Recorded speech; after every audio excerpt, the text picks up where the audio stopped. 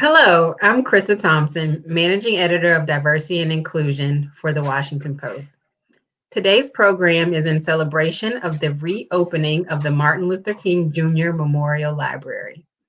The Central Library of the DC Public Library System is now open after 3+ years of modernization. Today, we welcome a great friend and colleague, Nikita Stewart. In Hi. 2018, hi Nikita, the Newswomen's Club of New York recognized Stewart for her coverage of homelessness, mental health, and poverty. She has been a finalist for the Livingston Award and an Investigative Reporter and Editors Award. In Troop 6000, the Girl Scout troop that began in a shelter and inspired the world, Stewart chronicles the triumphs and challenges of the first Girl Scout troop designed for girls in the New York City shelter system. Stewart joined the New York Times in 2014 after working at the Washington Post. Nikita, it's so great to see you. It's good to see you too. Congratulations on the book. Thank you. Thank you very much. And also congratulations on your recent promotion to editor. Yes, I am now an assistant editor. I'm no longer out on the streets reporting. It was We know a not tough every decision. reporter feels like being an editor is a promotion, but I'm going to congratulate you because I'm thankful for the reporters you'll work with and the readers who you all will be serving.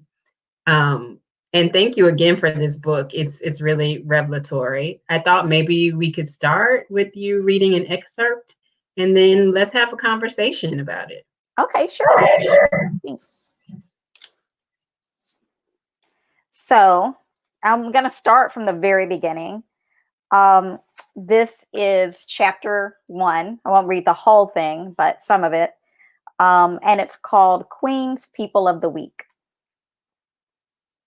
Haley smoothed down her wavy hair and tried not to be nervous.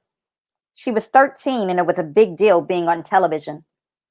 If you lived in New York and had cable, the city's 24-hour news channel, New York One, was the first thing you saw when you turned on the TV.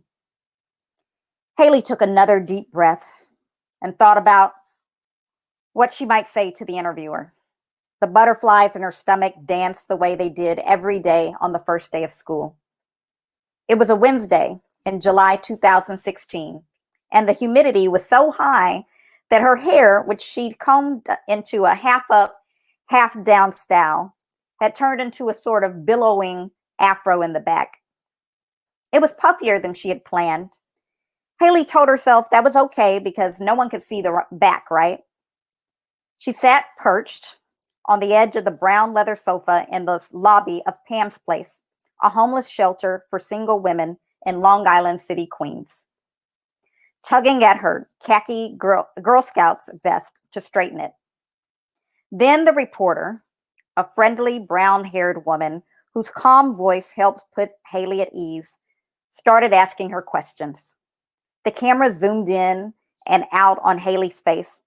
Although her 13-year-old body had grown into an adult one seemingly overnight, a fact that she hated because now men and boys stared at her and sometimes made rude remarks, her baby face was unchanged. And when she smiled, as she did now, it lit up, looking almost cherubic. Months earlier, in November, her troop, the Girl Scouts of Sunnyside and Woodside, had served a Thanksgiving lunch to women who lived at Pam's Place. Now Haley, her sisters Karina and Christina, and the rest of their troop, who were always doing community service, volunteering to clean up a park or to bring cheer to children with chronic illnesses, had returned to Pam's Place as part of Operation Cookie, a service project that allowed customers to buy the coveted cookies and donate to people whose spirits needed lifting, like veterans, military personnel, senior citizens, and people experiencing homelessness. The Scouts then delivered the cookies. A couple of reporters, including the one who was sitting across from her now, showed up to cover the event. The troop had picked Haley to represent them on camera that day. Her mother, Giselle, was a leader of the troop and worked as a community development specialist for the Girl Scouts of Greater New York. So even though Haley had been a Girl Scout for only 2.5 years, she knew a lot about Girl Scouts and the history of the organization. And although she was a little shy, which may not have made her an obvious choice as a public representative, she was thoughtful and affable. People do so much for us, and the least we can do is something for them, Haley told the reporter. She blinked, paused, and then smiled as she tried to think of what else to say. The women in the shelter have experienced many hardships and are really struggling. To see us come in and do all these things for them really makes their day. After the interview, New York One collected footage of Haley standing with her sisters in their Girl Scout vests. Within the Scouts, girls were organized based on grades in school. Haley's khaki vest indicated she was an older Scout. She was going into the 8th grade and was a cadet. Karina, who was approaching her 11th birthday, would be a 5th grader, so she wore the green vest of a junior Girl Scout. Christina's vest was brown. At 7 years old, she would start 2nd grade in the fall, which made her a brownie. All 3 of them tried not to look at the camera as they handed out Thin Mints and Samoas and Do-si-dos, but they couldn't help it. It was television, after all, and they were going to be on it.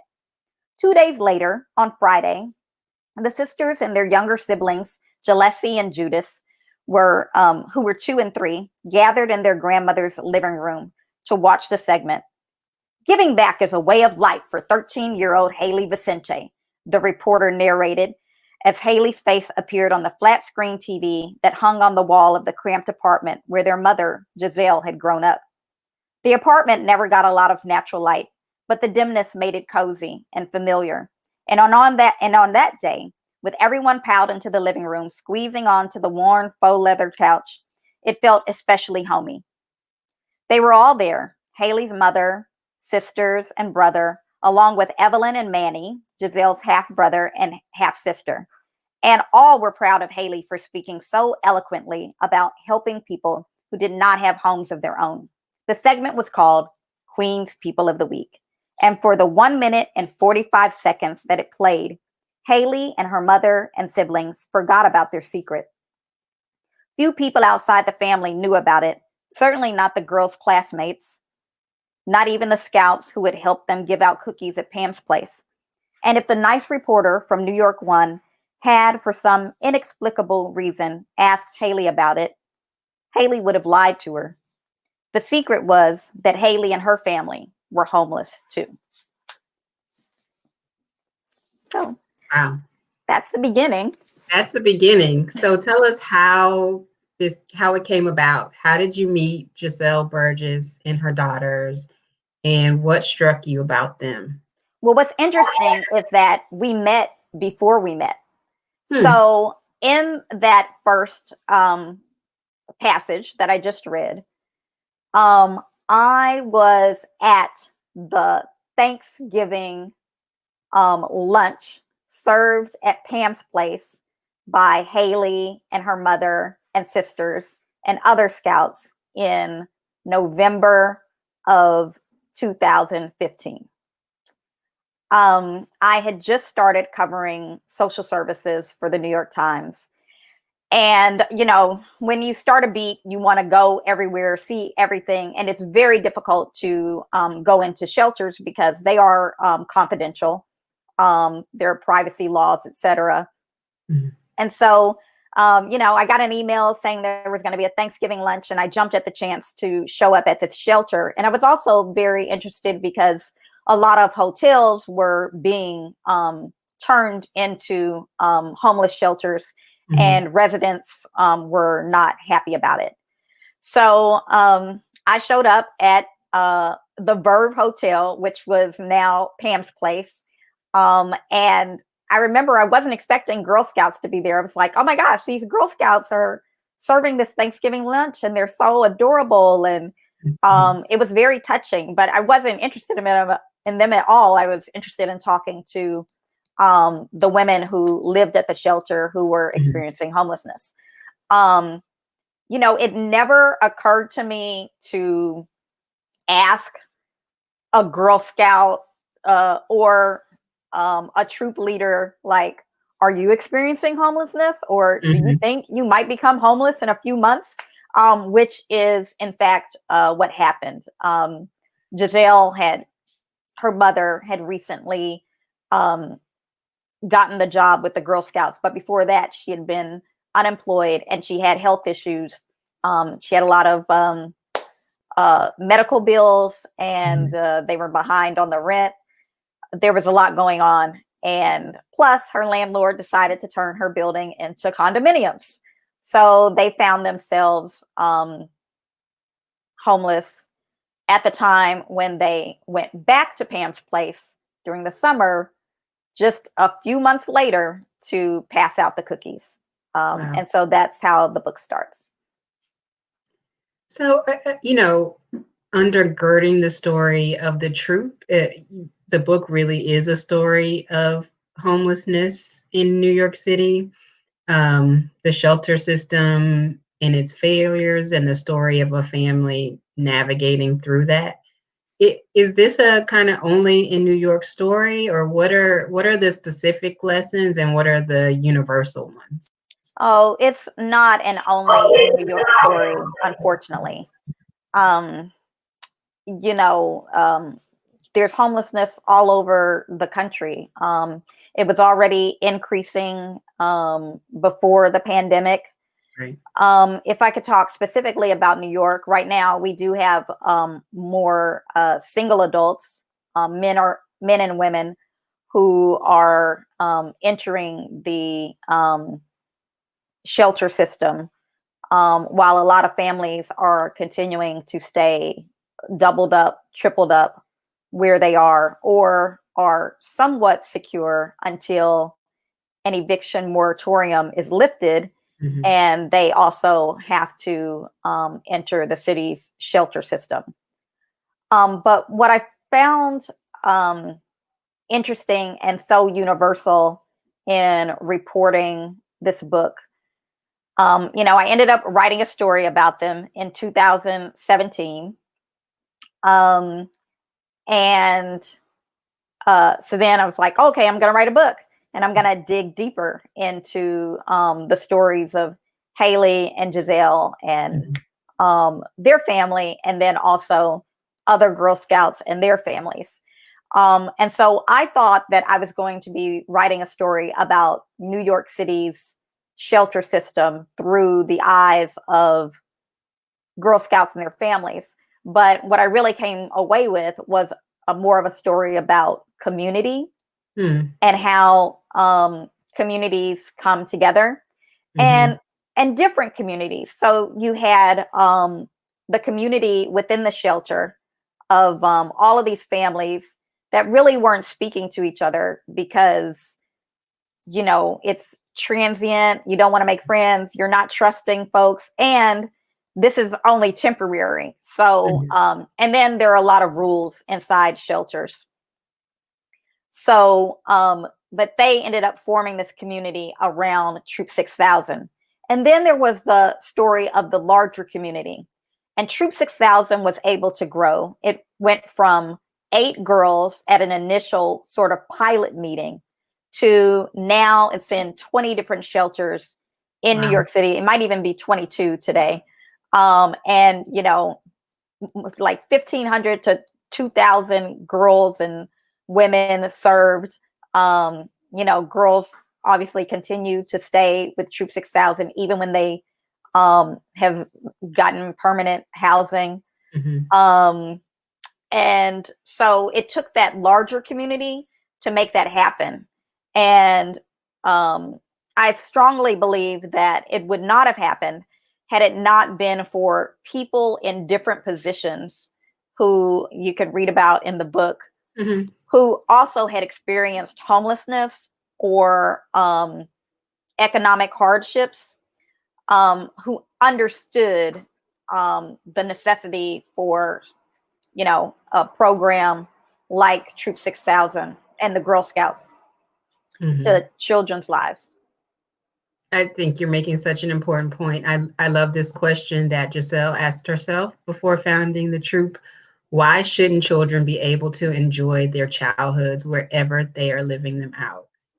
So crucial. And so it's wonderful to hear that is continuing to expand. Um, your book also shows that losing a home can be a really slow and painful process. It doesn't necessarily happen overnight. What what did the book sort of show you about that? And obviously, we're thinking about that during this time of pandemic and economic hardship. Well, they talk about, death by 1,000 cuts.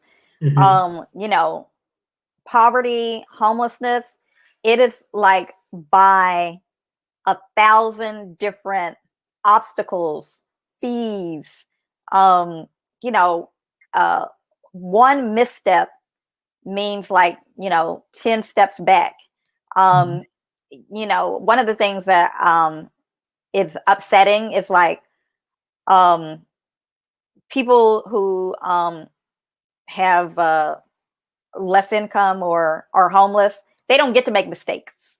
It's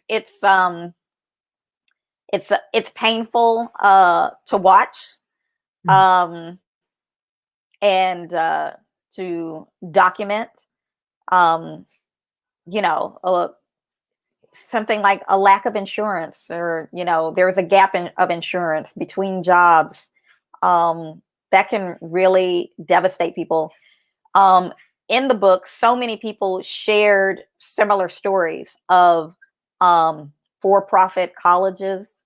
They're Hmm. hoping to get education, and they end up at for-profit colleges and finding themselves in debt, with no degree.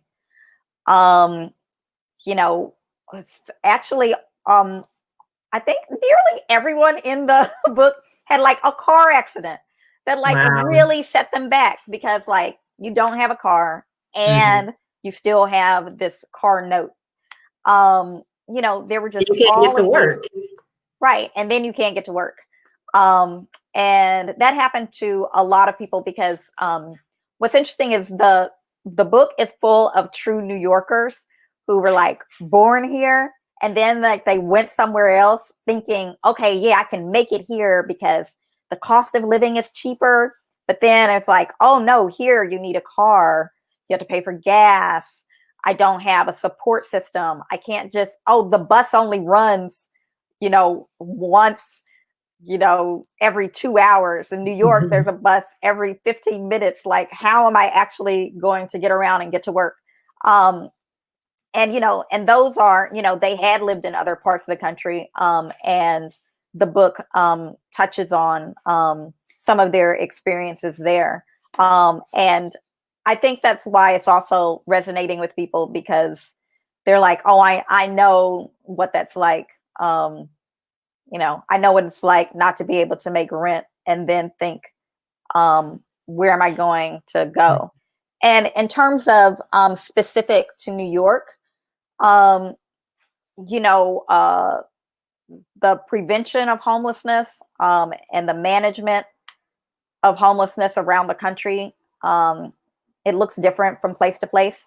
In New Hmm. York and in Washington, D.C., and Massachusetts, and I'm trying to think, there may be a couple of other places, there's a right to shelter, which means that, if you are eligible for services, um, there will be some kind of shelter for you. Unfortunately, so many places around the country do not provide that. So a lot of Hmm. services are provided by churches or um, nonprofits without necessarily having city funding.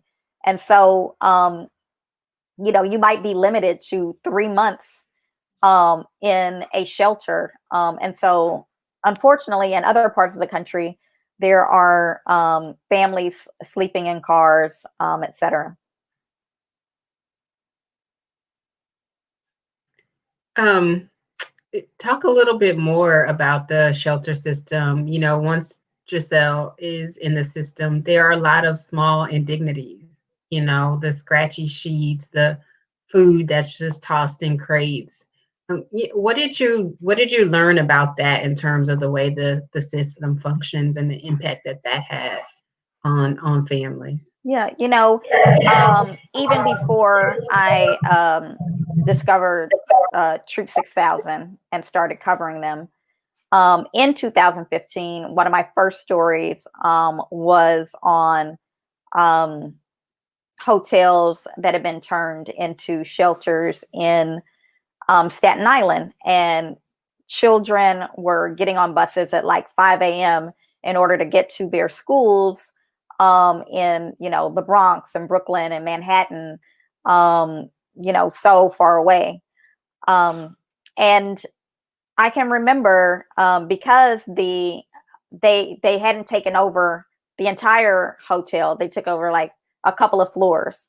And so in order to do that story, I just went ahead and checked in to the hotel. Mm. And, it was one of those budget hotels where, they have like the buffet of like continental food. And, one morning I went and I, got some juice or something. And a young man came in. He wasn't a young man, he was a teenager. He Mm-hmm. came in and a security guard stopped him and he said, "Oh, are you at the shelter?" And the teenager said, "Yes." And he said, "Oh no, they have food for you. This is for guests. There's food for you Mm-hmm. somewhere else." Mm-hmm. And I can just remember the embarrassment, hurt, Mm-hmm. anger Mm-hmm. on his face. And, that was my first instance of like, oh, this will definitely take your dignity. Mm-hmm.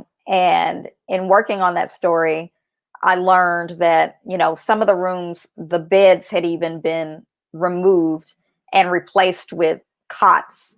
Like, Wow. this Wow. hotel is too good for you. It's like, Mm-hmm. wow.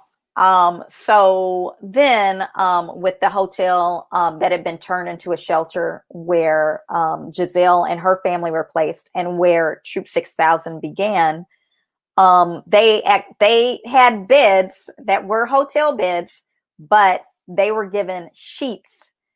They didn't have, whatever the thread count was for the sleep in. They had these scratchy sheets that were stamped with property of DHS, which was Department of Homeless Services. And Giselle likened it to being in jail. Mm-hmm. And then some of the food that they were served, it was, prepackaged, and she could see that it was expired. So she started, taking photos. She started getting more involved. Like, something is wrong here. And that was before she came up with the idea for Troop 6000.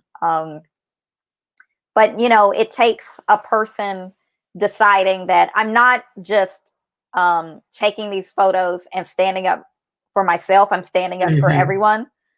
And so that's what happened. Yeah, she did that. Nikita, I want to bring Jean Badalamenti back in the conversation. Jean, let me introduce you. Jean is DC Public Library's Health and Human Services Manager. In her role with the library, Jean leads system-wide initiatives in a variety of areas. Since 2014, Jean has been developing programs, creating partnerships, and training DCPL staff to support customers experiencing homelessness and manages a peer outreach program at the library. Welcome into the conversation, Jean. Thank you. I'm honored to be here and part of this conversation. So let's talk a little bit about the role of libraries. In recent years, libraries have been a resource, for shelter, warmth, even internet access for the homeless population, especially here in the district. Tell us about the role you play and your team plays in servicing the community. Well, right, the libraries around the country are definitely starting points for many people experiencing homelessness. I know that Nikita referenced that in the book when she was, Giselle was thinking about how she couldn't be homeless. People in the library are, folks who are experiencing homelessness. So, yeah. And, I think for folks who are homeless with nowhere to go during the day, the library is one of those places that is barrier free and anybody can walk in and out. It's just it's a wonderful opportunity. And at the library, my role is a system-wide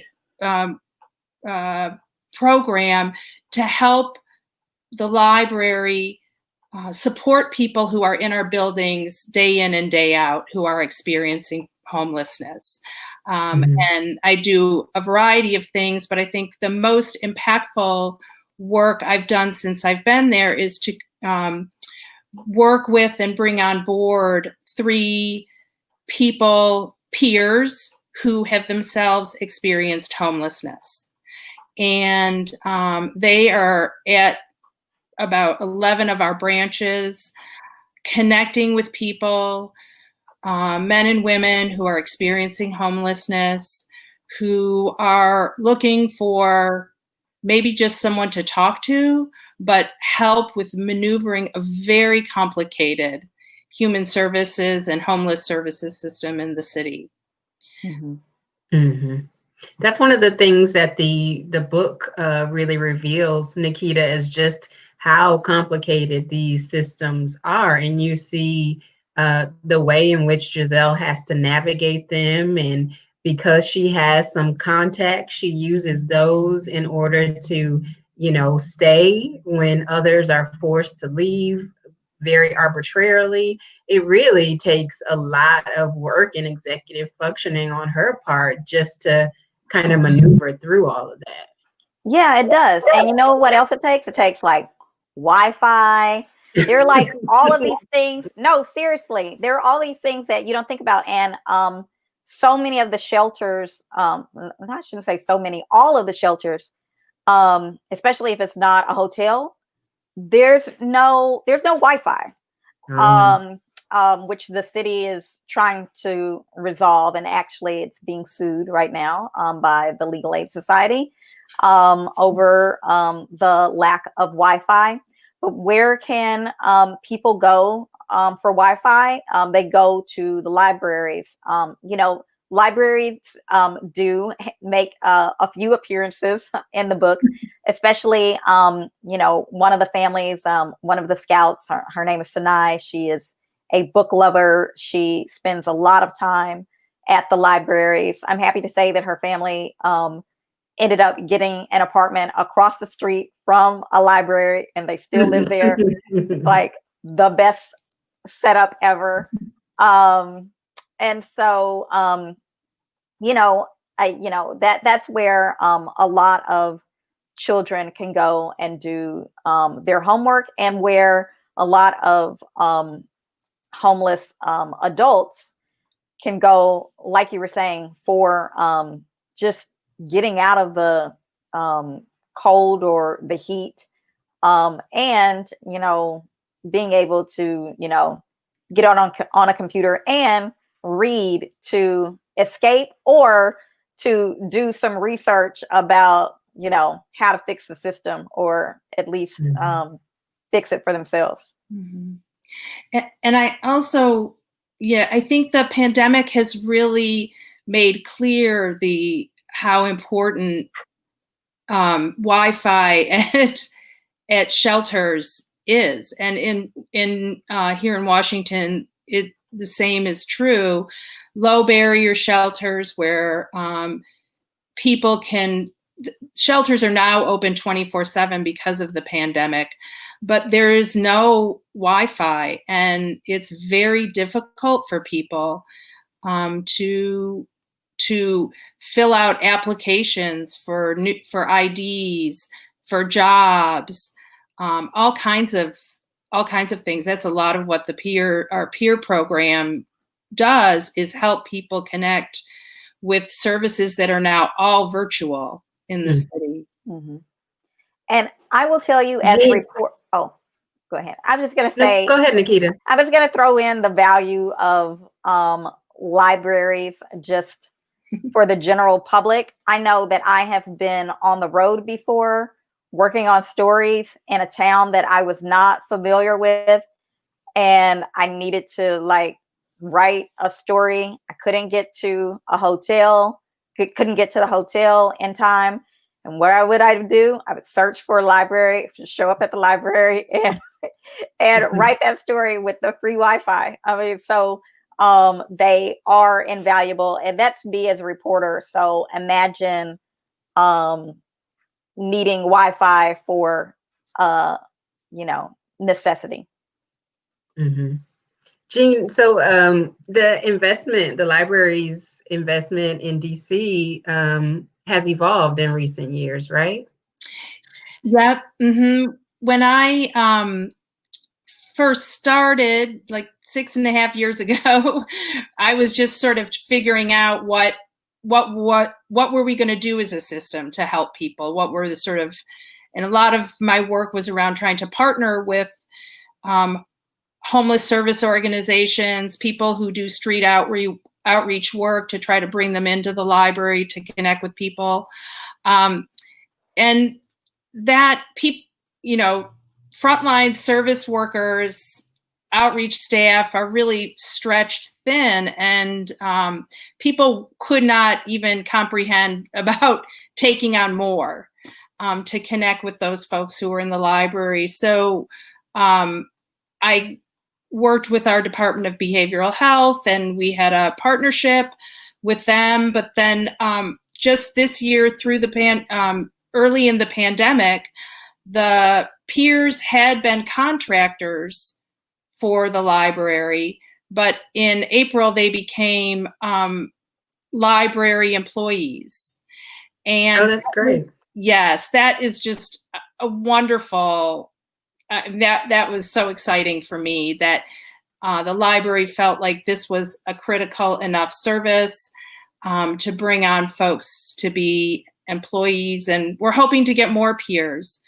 They are folks who, one of the peers actually lived outside of the MLK library for many years. And knew a bunch of employees from when he was home.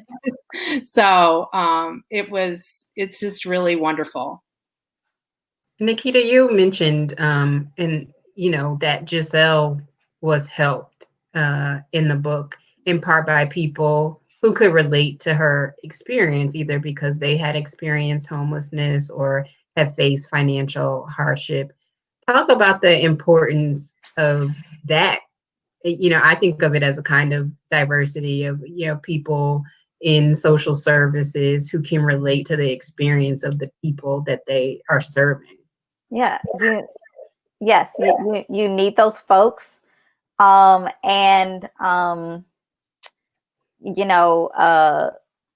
also need them in elected positions so that they can do things like give the library more money so that it can actually hire people and give them insurance, etc., and benefits instead of acting as contractors.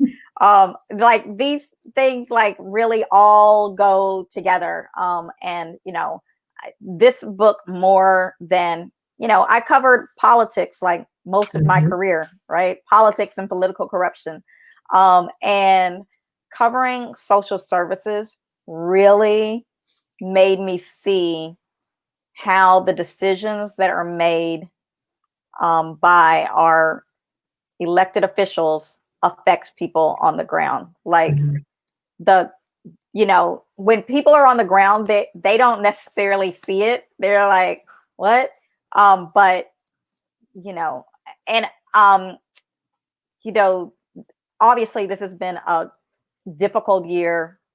It's been horrible. The number of people who have died, and even the folks who have survived COVID and still dealing with the lingering health issues. But the pandemic, I think, has made everyone and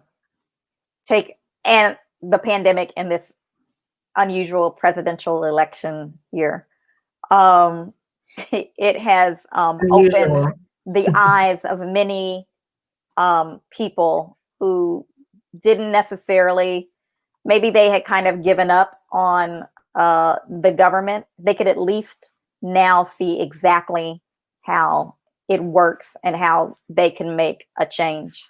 And that's really going to be important in 2021 as we come out of the pandemic. And unfortunately, there are going to be so many more people who are experiencing homelessness. Yeah. And how do we serve them? How are they taken care of?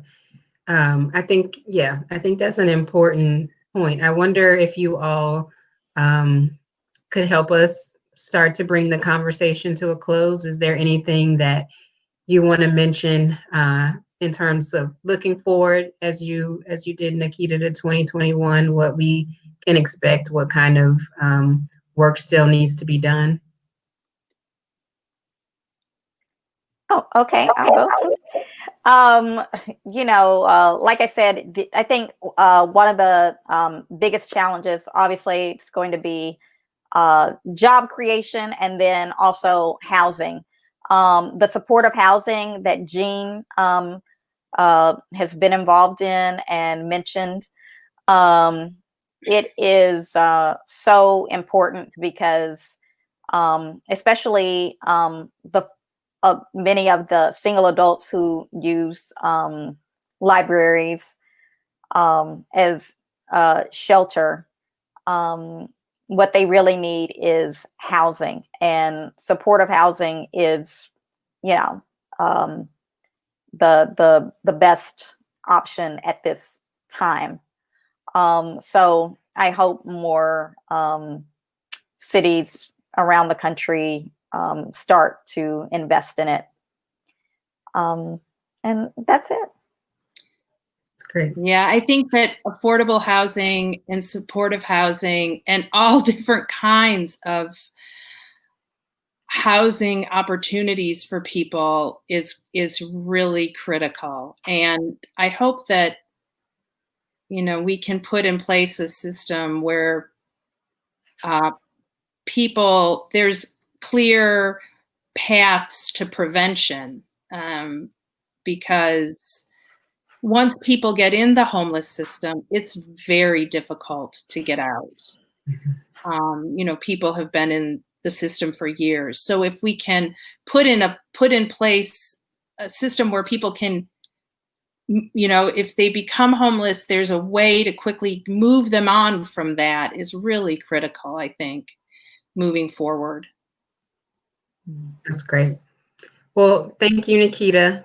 Thank you, Jean, for joining us in this conversation and for all of your great work. Congratulations again on the book. The Martin Luther King Jr. Memorial Library returns to the community with insightful conversations, and we are so glad that you're here to take part. Please be sure to follow up with the DC Public Library on social media, download the new DCPL app, or go to dclibrary.org for more virtual programming like this. Thank you. Thank you. Thank you.